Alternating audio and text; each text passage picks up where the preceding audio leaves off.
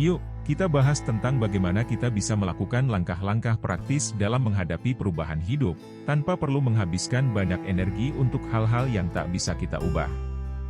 Filosofi ini gak hanya sebatas ide, tapi nyatanya memberikan cara hidup yang bisa kita terapkan sehari-hari. Ini beneran membantu dalam mengatasi stres, kecemasan, dan momen-momen yang bikin galau. Selain itu, juga membimbing kita dalam mengambil keputusan dan mengejar kebahagiaan yang beneran tulus dan langgeng. Selama kita ngejalanin video ini, kita bakal eksplor prinsip dasar stoicisme dan gimana caranya menerapkannya secara lebih nyata dalam kehidupan sehari-hari. Kita bakal coba pahamin pentingnya konsep-konsep kayak kebajikan, ketabahan, penerimaan, dan cara berperilaku yang sesuai dengan prinsip-prinsip dasar itu. Kalau kamu pernah ngerasa overwhelmed sama tuntutan hidup, pengen cari ketenangan di tengah kekacauan, atau butuh panduan praktis buat ngasih kehidupan kamu sentuhan yang lebih positif, video ini bakal bantuin banget. Stoicisme bisa jadi kunci buat melihat hidup dari sisi yang lebih kaya dan bermakna. Tapi tetap diingat, filosofi ini ada buat membimbing dan nunjukin arah yang baik, ya. Santai aja, dan mari kita jelajahi bersama. Tindakan nyata seharusnya dimulai dari diri kita sendiri.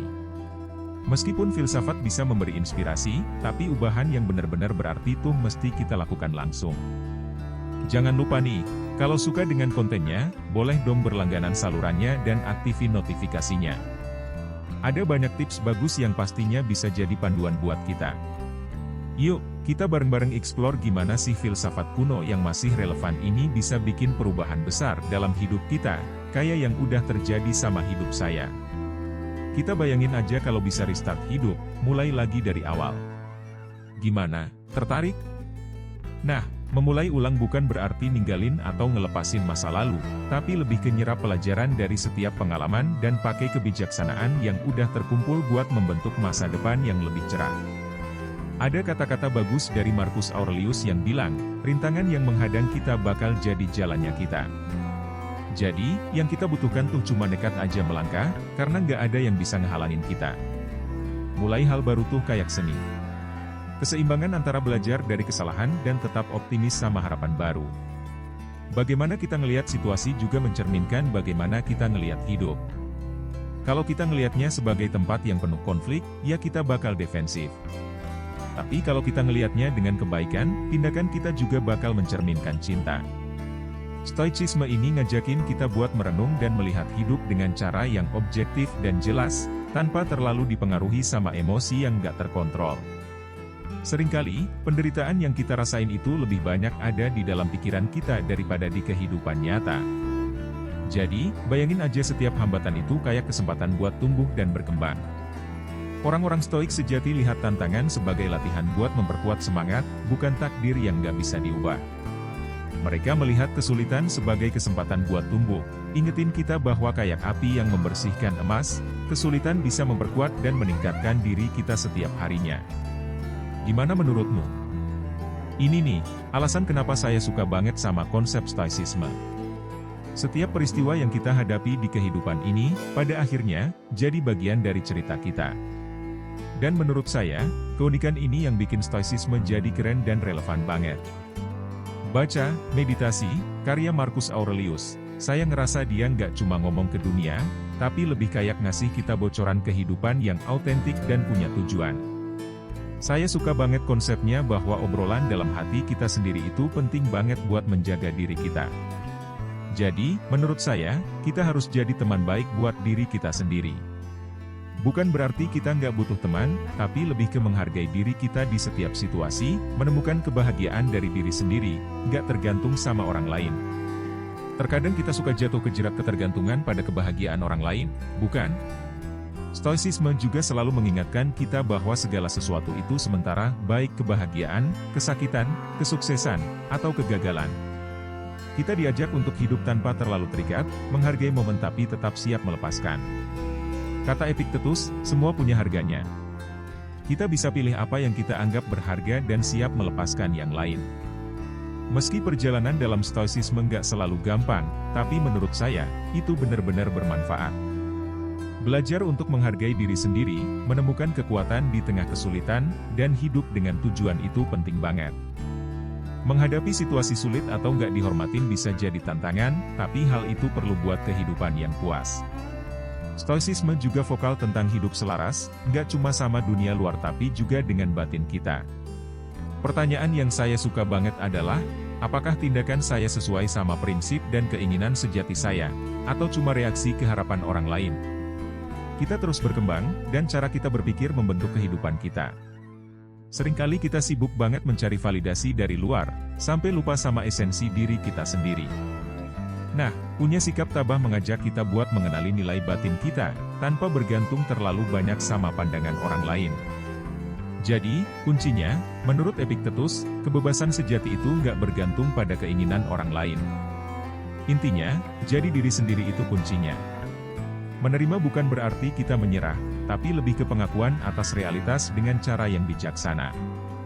Menerima itu artinya ngerti apa yang di luar kendali kita, tapi tetap bisa kontrol reaksi kita terhadap hal-hal itu. Jadi, daripada nunggu badai berlalu, kita diajarin buat menari di tengah hujan. Seru, bukan? Sekarang adalah saat yang kita nikmati sepenuhnya. Masa lalu hanyalah sekelumit kenangan, dan yang akan terjadi di masa depan masih misterius. Keberdayaan sejati kita terletak pada momen ini. Jangan terlalu cemas mengenai apa yang akan terjadi nanti atau terus terpaku pada kisah lama yang sudah berlalu. Hal itu hanya akan membuat kita melewatkan keindahan yang sedang berlangsung di depan mata. Kaum Stoicisme, mereka nggak cuma ngomongin filosofi doang, tapi mereka beneran jalanin setiap hari, terus berusaha buat jadi versi yang lebih baik. Pertanyaannya sederhana, warisan apa sih yang mau kita tinggalkan?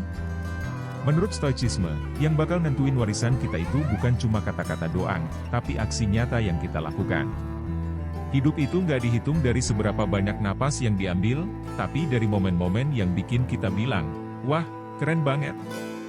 Di dunia yang seringkali bikin kita sibuk, keheningan itu penting banget, teman-teman. Di dalam kesunyian, kita bisa menemukan kejelasan, tujuan, dan hubungan yang lebih dalam sama diri kita sendiri.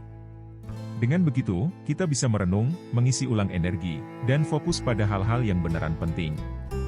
Nih, kayak yang diomongin sama Epictetus, jangan terus ngomongin filosofimu, tunjukkan aksimu. Kadang, kita perlu lepas dari beban yang menghambat kita, apakah itu dendam lama atau pandangan kita yang sudah ketinggalan zaman. Lewat Stoicisme, kita bisa dapat kebebasan buat mencapai potensi sejati kita. Quality pikiran itu penting banget, lebih dari sekadar harta, kekuasaan, atau status. Menghargai kebajikan, yang artinya berbuat baik dalam tindakan kita, itu kunci. Bertindak dengan integritas, keaslian, dan kebaikan itu bikin perbedaan.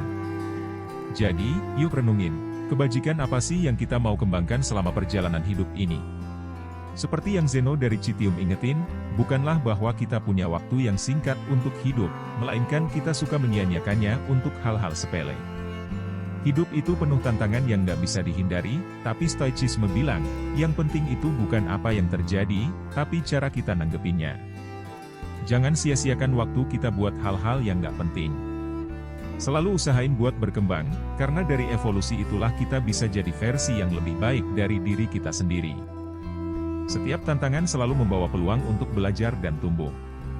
Seperti yang pernah diungkapkan oleh Epictetus, hidup bukanlah soal menghindari masalah, tapi tentang bagaimana kita berhadapan dengannya tanpa menyerah. Saat masih muda, masa depan terlihat penuh potensi, namun mengapa rasanya sekarang semuanya begitu sulit? Saya mulai merenungi tindakan-tindakan saya, mencari kebijaksanaan dalam apa yang berhasil dan gagal. Namun, seperti dalam setiap perjalanan, ada bayangan yang muncul. Alkohol, yang dulu menjadi pelarian dari kekacauan dunia, kini telah menjadi bagian dari rutinitas sehari-hari.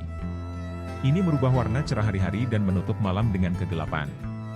Tanpa sadar, saya menemukan diri saya terperangkap dalam kebiasaan minum setiap hari, dikelilingi oleh persahabatan yang serba dangkal yang hanya terbangun di sekitar botol.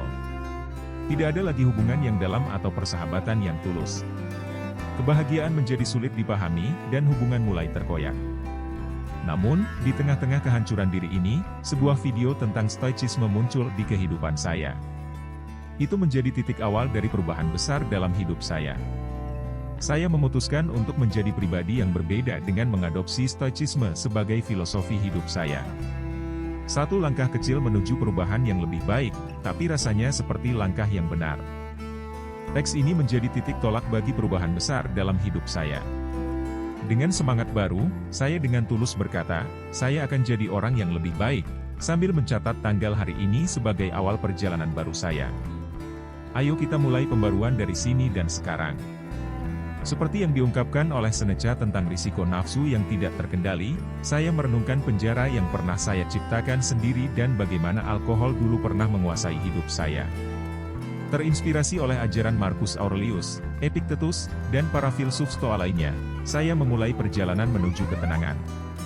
Belajar tentang pentingnya pengendalian diri, ketahanan di tengah kesulitan, dan menyadari bahwa kita mungkin tidak bisa mengontrol segalanya yang terjadi atau apa yang orang lain katakan, tetapi kita selalu punya kendali atas cara kita merespons peristiwa-peristiwa itu, sehingga tidak mempengaruhi kita. Beberapa tahun setelah momen perubahan ini, saya telah meninggalkan versi diri yang dulu. Setiap hari, saya bersyukur karena mengenal stoicisme di saat yang tepat. 4 bulan yang lalu, saya berhasil melewati 2 tahun tanpa sejumput alkohol, karena saya memilih untuk berubah dan menjadi seseorang yang berbeda. Pertanyaannya sekarang, berapa lama Anda akan menunggu untuk merubah diri? Filosofi ini mengajari saya untuk menghargai hidup, menghadapi tantangan dengan keberanian, dan menemukan kebebasan yang sejati. Alkohol tidak lagi mengendalikan hidup saya. Sekarang, saya menjadi kapten dari kejelasan dan tujuan hidup saya sendiri. Misi saya sekarang adalah untuk berbagi semua pelajaran ini dengan Anda. Semoga ini bisa menjadi inspirasi untuk perjalanan Anda sendiri. Walau hidup kita tak selamanya menyenangkan, tapi ajaran Stoa ini jadi seperti panduan keren gitu buat lewatin masa-masa sulit. Nah, biar lebih santai, nih ada beberapa saran yang bisa dicoba untuk bikin hidup lebih positif. Waktu santai di pagi hari. Pakai sejenak di pagi hari buat meditasi. Luangkan waktu buat pikirin apa yang udah terjadi kemarin dan bayangin gimana kita pengen hari ini berjalan. Biar mental kita siap menghadapi hal-hal yang bakal datang, terutama yang bikin stres. Jurnal kebahagiaan. Gampang banget, tulis aja 3 hal yang bikin kita bersyukur hari itu. Ini bantu fokus ke hal-hal positif, dan bikin kita lebih bisa ngerasain kebahagiaan dari hal-hal kecil. Gerak tubuh sesekali. Jangan lupa gerak badan, bisa dengan jalan kaki, lari, atau yoga sesuai selera. Kaum Stoa aja bilang, tubuh sehat, hati pun senang. Pola pikir, apa yang bisa kita kendalikan? Pas lagi di ujung tanduk, ingetin diri sendiri buat fokus ke hal yang bisa kita atur dan yang enggak. Keputusan yang bijaksana dan menerima kenyataan dengan hati tenang itu kuncinya. Buat rencana realistis. Disiplin diri itu penting, bikin tujuan yang realistis dan usaha keras buat mencapainya secara konsisten. Evaluasi sebelum tidur. Sebelum tidur, intip sebentar ke belakang. Apa aja yang udah kita lakuin hari itu? Sesuai gak sama nilai dan prinsip kita?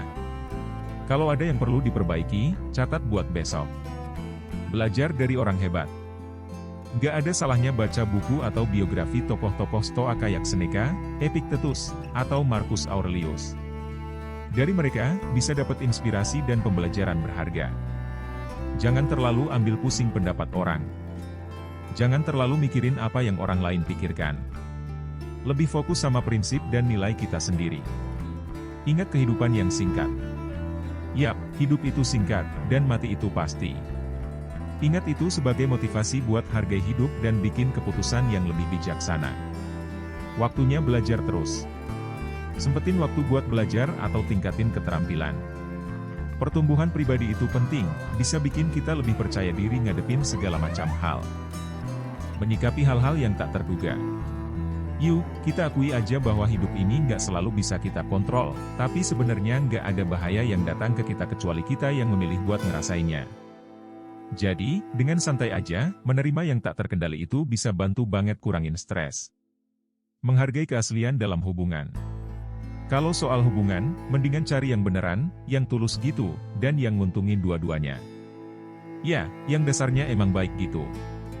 Baca filosofi setiap hari. Gak usah bingung atau berat-berat amat, yuk rajin baca teks-teks filsafat atau tulisan orang stoik setiap hari. Santai aja, merenungin ide-ide mereka dan pikirin gimana bisa dipraktekin di kehidupan kita. Renungkan soal kematian. Sekali-sekali, kita coba renungin soal kematian. Bukan buat bikin galau, tapi lebih buat ngasih makna ke permasalahan sehari-hari kita dan jadiin kita lebih aware sama waktu yang kita punya. Bangun rasa diri yang positif. Nah, kalau dihadapin sama masalah, gak usah keras kepala atau nyalahin diri sendiri terus. Cobain hadapi dengan kasih sayang pada diri sendiri dan semangat, daripada malah jadiin diri sendiri objek penilaian yang gak jelas. Jadi orang baik dan ikutan komunitas. Biar hidup kita lebih berarti, kita coba deh bantu-bantu orang tanpa ngaret balasan. Gak usah muluk-muluk, kadang bantuin orang aja bisa nambahin rasa tujuan hidup. Gimana, gampang kan? Ingat ya, ini bukan janji perubahan instan, tapi lama-lama bisa berubah pikiran dan hidup kita. Dalam menghadapi rintangan, kita selalu ingat, masalah itu jalan keluar. Cari terus pertumbuhan dan pembelajaran di tengah kesulitan, jaga keseimbangan emosi, dan tetaplah jadi diri sendiri. Singkatnya, stoicisme tuh kayak jalan pintas buat gantiin mindset kita. Praktik-praktik tadi, dari meditasi pagi sampai bantu-bantu orang, itu alatnya. Jadi, coba deh dicatat semua ini, karena bakal jadi kunci buat perkembangan kita. Intinya, hidup itu bisa lebih baik kalau kita mulai dari sekarang. Pilih salah satu praktik tadi, atau mungkin beberapa, dan lihat gimana pandangan hidup dan kebahagiaan kita berubah pelan-pelan. Kalau video ini berguna, dan kalian mau tahu lebih banyak soal pengembangan diri dan filsafat yang praktis, dukung terus ya. Kita penasaran nih pengalaman kalian dengan praktik-praktik ini dan topik apa yang kalian mau bahas di tulisan selanjutnya. Jangan lupa, perjalanan menuju kehidupan yang lebih kaya dan bermakna dimulai dari tindakan-tindakan kecil setiap hari dan menerapkan prinsip-prinsip stoik secara konsisten. Nah, coba deh, pernah nggak sih kalian hadapi situasi sulit dalam hidup? Gimana ya kalau waktu itu udah menerapkan prinsip stoik, bisa beda gak ya? Share pengalaman kalian di kolom komentar. Terima kasih buat dukungan dan kehadiran kalian semua. Semoga video ini bermanfaat. Dan kalau benar-benar mau bikin hidup kalian beda, ada beberapa langkah penting yang bisa kalian lakuin dari pagi hari. Udah ada videonya nih di sini.